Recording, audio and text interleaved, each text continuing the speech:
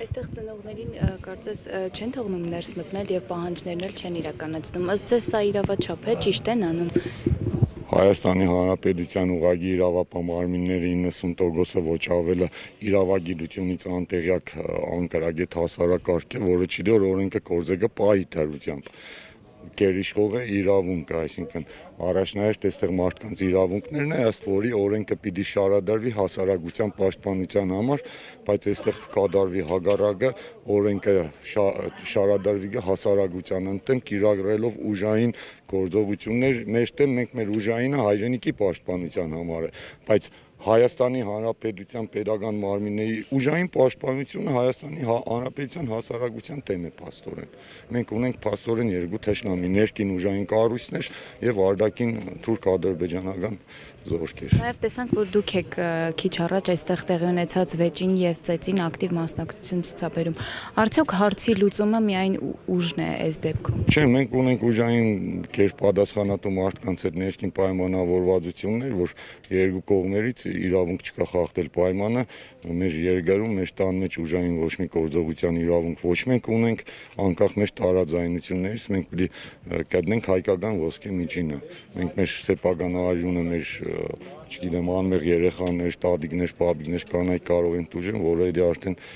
նույն Թուրքի ուզածն է։ Ուղղակի իրանք են խախտում այդ նույն պայմանը, մեր հանդեպ ուժային գործողություններ, որի անգամ բարոյական իրավունքը չունեն, չեմ խոսում էլ օրինական իրավաչափ իրավունքների մասին։ Դուք ծնողները ասացին, որ հարցեր ունեն, օրինակ ԳՇՊԵՏ-ին, Արցախի հրամանատարին պատերազմի ժամանակ, որոնք չեն ուզում բարձրացնել։ Օրինակ դուք ինչ հարցեր ունեք իրենց, որոնց պատասխանը մինչև այսօր պատերազմից 5 տարի անցել օրենքից համար, եթե վերաբերվի 44-օրյա պատերազմին, մենք ունենք նպատակ Արցախի պաշտպանությունը, այսօր Արցախը կորցուցված է բոլոր հայտնի պատճառներով, բայց այստեղ խնդիրը միակ իրավաչափության մեջ է։ Արցախի ճանաչումը ոչ մենակ Հայաստանի Հանրապետության սահմանադրության, այլև միջազգային նույն Բաքվի սահմանադրությամբ ճանաչվի միայն հանրակրվեի միջոցով, ռեֆերենդումի։ Բայց քանի որ մեր իշխանությունը որոշեցին, որ իրենք միաձայն կարող են որոշել բոլորի ճակատագիրը, խախտելով Հայաստանի Հանրապետության սահմանադրության կետը, որը պատժելի է ՑՄ ազատազրկմամբ,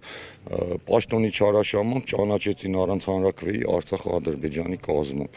Էսի արդեն միակ հարցն է, որի պատասխանը պիտի տա անգամ այս ցանկացած պագուն կրող